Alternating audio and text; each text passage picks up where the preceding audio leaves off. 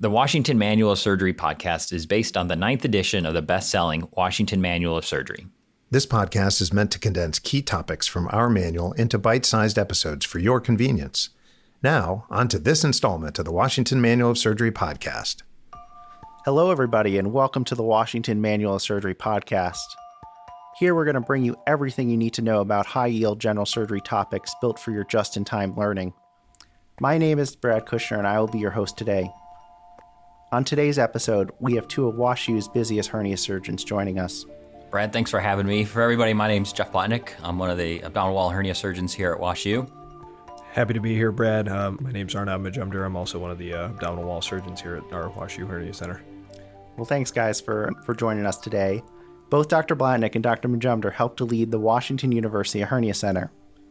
In this episode, we'll cover everything you ever wanted to know about inguinal hernias, from how to diagnose them, their management, and a discussion of some of the most common complications in the perioperative period. Thank you very much for being with us today. As we all know, hernias are one of the most common pathologies that all surgery residents will face. The lifetime prevalence is estimated to be around 25% in men and 2% in women. While much of the surgical community thinks that these are simple pathologies, a good inguinal hernia repair takes time and practice to master. Let's start with a case scenario to guide our discussion. We have a 40-year-old healthy man who presents to our general surgery office with a month of right inguinal fullness. He's got a bulge on standing and with coughing and some mild associated pain. So when you're seeing him in the office, what are some of the things you would like to know on history of physical? And is there any other imaging that you would like to get? That's a great start. For me, a lot of these patients, they come in with a very clear bulge, and that's quite easy for us to diagnose. My first question is often, did you notice the bulge yourself? Did someone tell you you have the bulge? One of the critical factors to delineate is whether they started with pain and then developed a bulge, if they have pain alone. And then I usually get some associated history, including GI function, urinary function, and any other complaints they might have related to their groins. I think it's also really important to elicit, is this a primary hernia that they just kind of developed over time, or is this something that they've had repaired in the past or some other history that would really be relevant to impact how you manage it? Perfect. So he really doesn't provide much else in terms of history, and he's got what you think is a pretty standard mid-sized right inguinal hernia. Is there any additional imaging you would like to get? I don't routinely obtain imaging for straightforward cases where you're pretty comfortable with your clinical diagnosis. Again, a inguinal hernia is largely a clinical diagnosis. I think imaging should be reserved for cases where you might be unsure, where an ultrasound may help guide your kind of decision making, or in complex cases where you're unsure about what the hernia might contain, a CT might be helpful. Yeah, I like to break it down to their story, their exam, and if necessary, their imaging. And usually if their story and their exam is convincing that they have an inguinal hernia, I agree. That's enough for me. I don't routinely get imaging. All right, great. So let's take a little step back here and talk about the different types of groin hernias for our listeners. Certainly when we talk about a groin hernia, we can talk about several different things: obturator hernias, femoral hernias, inguinal hernias. Can you tell everybody the difference between those different types of groin hernias and maybe a little bit about the pertinent anatomy that one might expect to see? Sure. So for groin hernias, I think the most common one you're going to encounter is just an inguinal hernia. Now, we know that a lot of those are broken down into indirect versus direct, and that's in relation to your epigastric vessels or whether the hernia protrudes down your internal ring. Oftentimes on physical exam, it's very difficult to delineate this, and you usually need some form of formal imaging to confirm this. Sometimes scrotal hernias can be direct hernias, even though traditionally they're thought of as indirect. As far as femorals, if you find a bulge beneath the inguinal ligament, that certainly is a tip-off that it's femoral rather than an inguinal. Obturator hernias, again, are deep in the pelvis and are very difficult to diagnose on physical exam. I agree. A lot of people try to make a differentiation on exam, whether it's a direct or indirect, especially for these primary hernias. When it comes to how you're going to repair them, I don't think it really matters. And so I don't put a lot of stock into trying to figure out whether it's a direct or indirect on physical exam, because in general, we manage them the same way. Great. So back to our case scenario. We go ahead and offer him an open inguinal hernia repair because that's the operation we're most comfortable with. What are some of the different options that we have for repairing it open, and which one do you typically choose? I think, when you think about open inguinal hernia repairs, the one that most people are familiar with is a standard Lichtenstein style repair. That's a mesh-based, tension-free repair that you do through an open groin incision, where you're dissecting down, you open the external oblique fascia and then identify the cord structures in men and the hernia.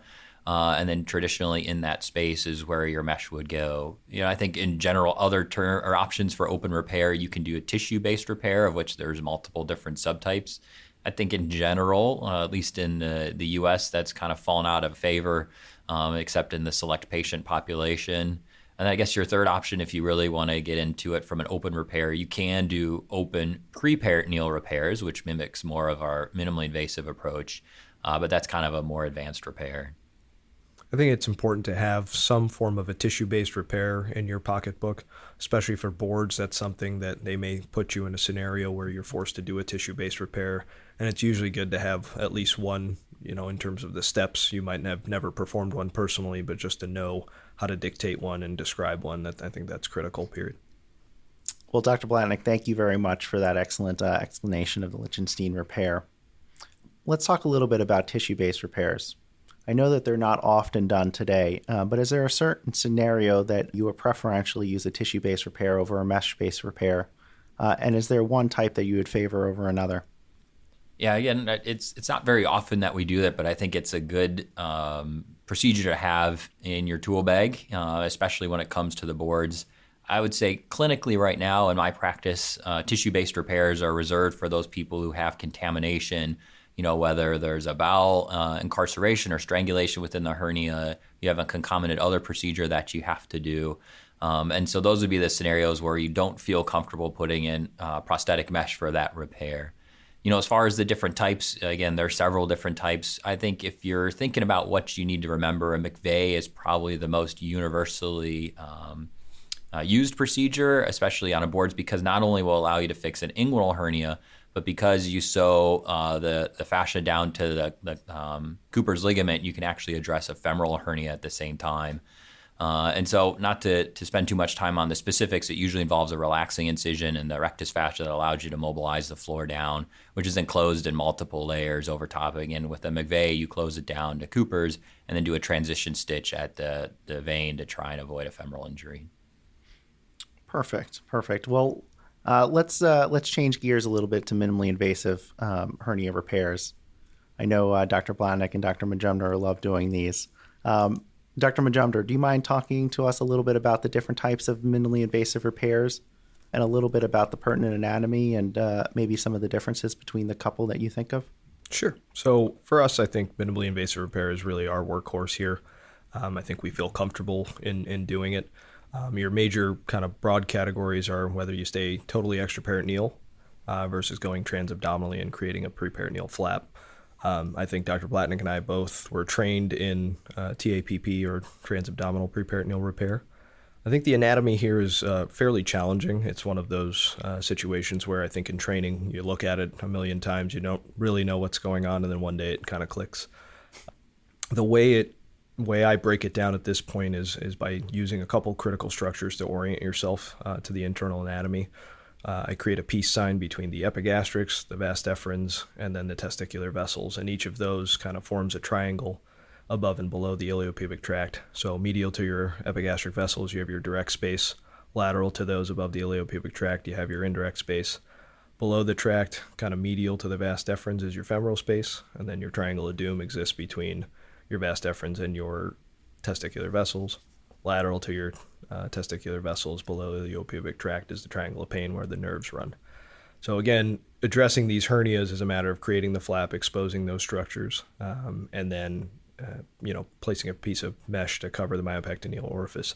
This can be obviously done in an extraperitoneal fashion where instead of creating a flap, you basically bluntly develop that extraperitoneal space. Again, the anatomy is same, it's just a different way of looking at it, but you get the mesh in the same place covering the same critical structures. Oh, excellent. So a lot of our residents and even some of our medical students will ask then, what's the difference between a minimally invasive and an open repair? Are there any outcome type differences between the two? Is there a type you would use one versus the other, or is it just what you're comfortable with? I think a lot of it does come down to comfort and what you trained with. We are comfortable in both. I think I tend to favor minimally invasive repair at this point. As far as outcomes, the way I counsel the patients is largely to say between the two, recurrence rates are very similar. There's probably a slightly higher incidence of chronic groin pain and open surgery as you're nearer to those nerves. A well-done lap or minimally invasive repair, the nerves are hopefully out of your way. You're keeping that retroperitoneal fat up against them and preventing that complication.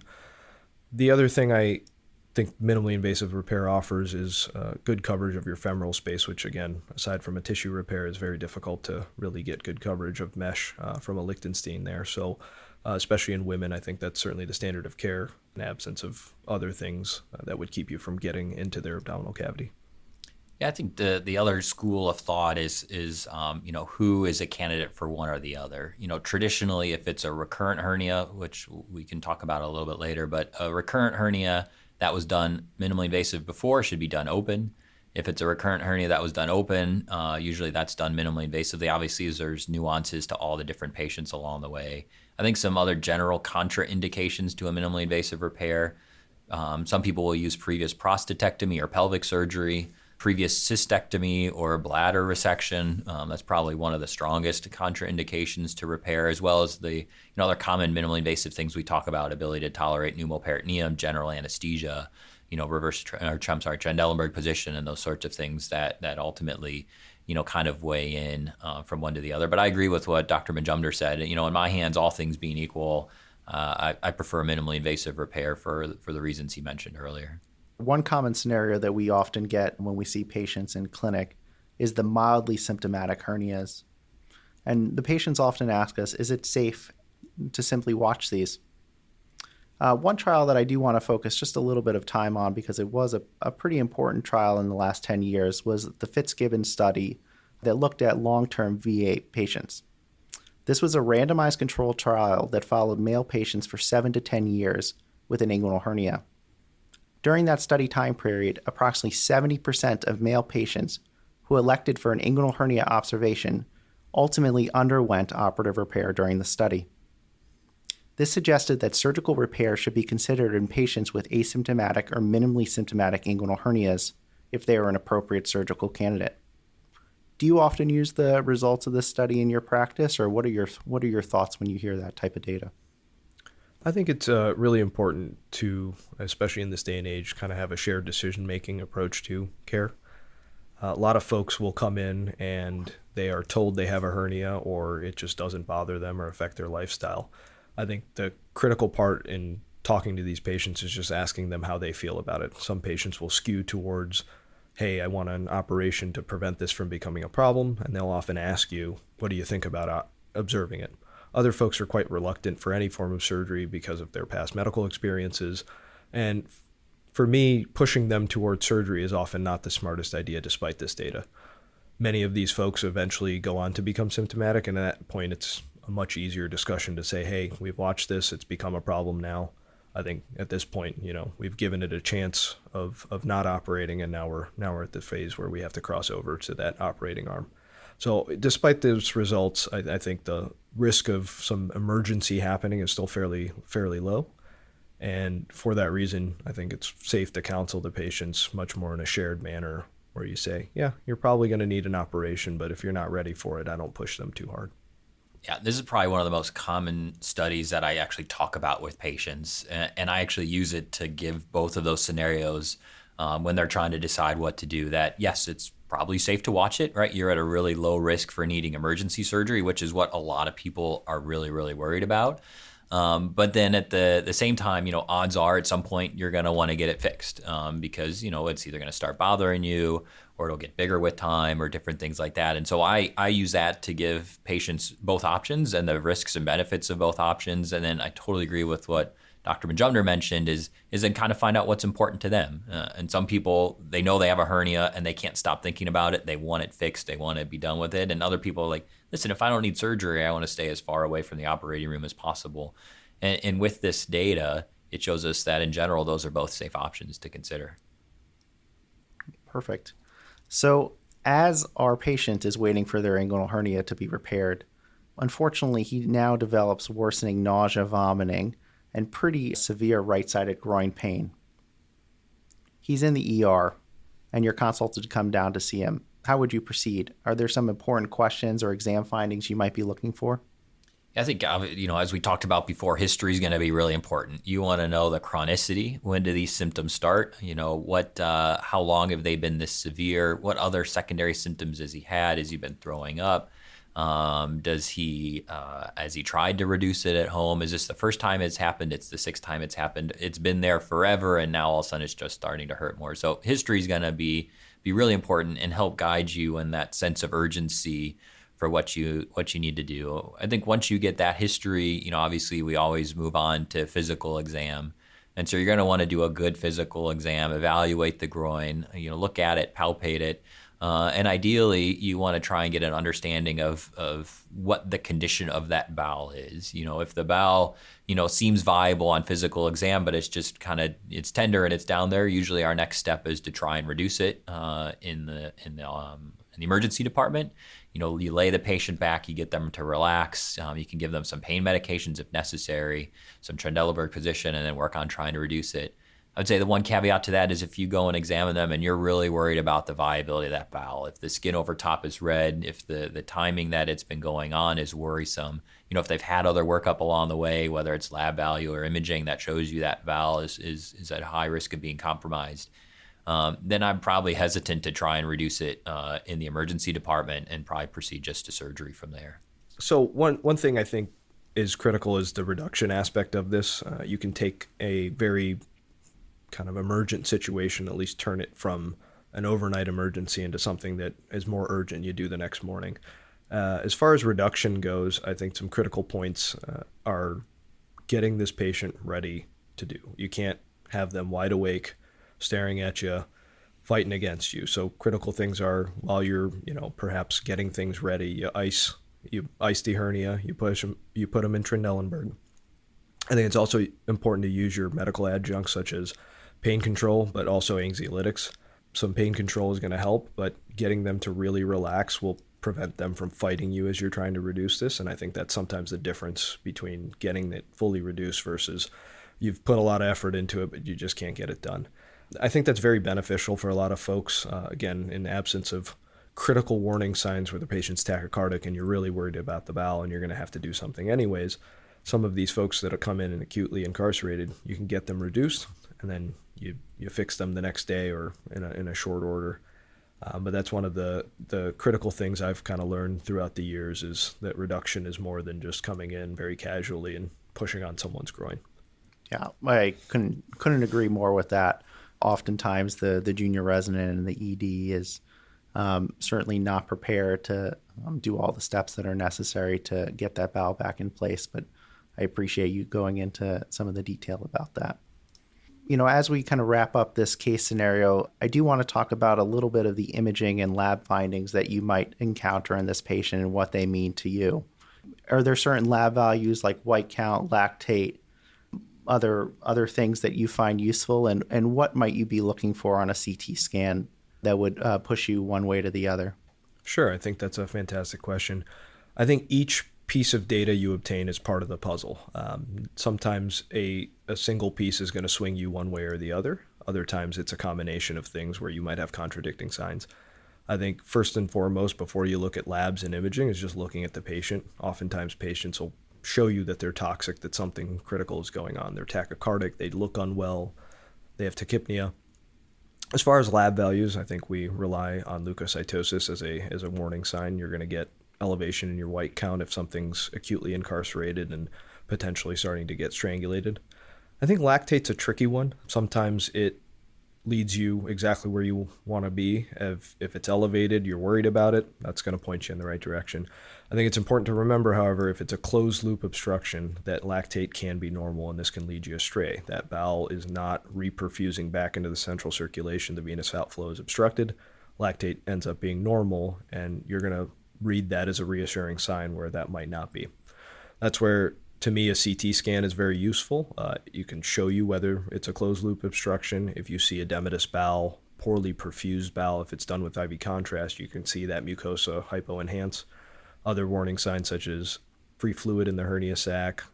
Excess fluid in the hernia sac can certainly be kind of worrisome and will push you towards doing a more emergent operation. Yeah, I 100% agree. I think the one thing to keep in mind, more or less by definition, an inguinal hernia that's strangulated is a closed loop, right? Because it's a single hole that oftentimes that loop is going down and out. And so, you have to rely on your exam in your first thing, and then, use the lab values and radiology results to help guide you in one direction or another. Excellent. Well, fortunately for our patient, we have two excellent surgeons here. So we were able to get him to the operating room and fix his hernia the following day, and he's done quite well. Well, thank you, Dr. Majumder and Dr. Blatnik, for being with us today. We certainly got through a ton of information about inguinal hernias.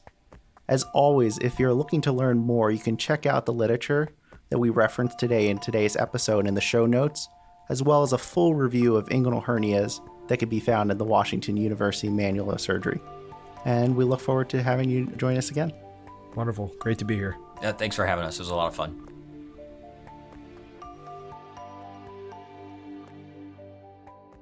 We are Doctors Paul Wise and Jeff Blatnik, senior editors of the Washington Manual of Surgery. We'd like to thank the residents and faculty of the Department of Surgery at Washington University Medicine, and we'd especially like to thank our associate editors for this edition, Drs. Catherine Caldwell, Ina Chen, Bradley Kushner, Martha Bucky McGilvray, and Jorge Zarate Rodriguez. We hope that you enjoyed this episode of the Washington Manual of Surgery podcast. For more comprehensive information in a brief outline format, check out the print and digital version of the Washington Manual of Surgery, published by Wolters Kluwer Health and Lippincott Williams and Wilkins. Please search online for the Washington Manual of Surgery 9th edition to purchase your copy of the manual. To learn more about the educational opportunities available in the Department of Surgery, please search General Surgery Residency at Washington University School of Medicine in St. Louis.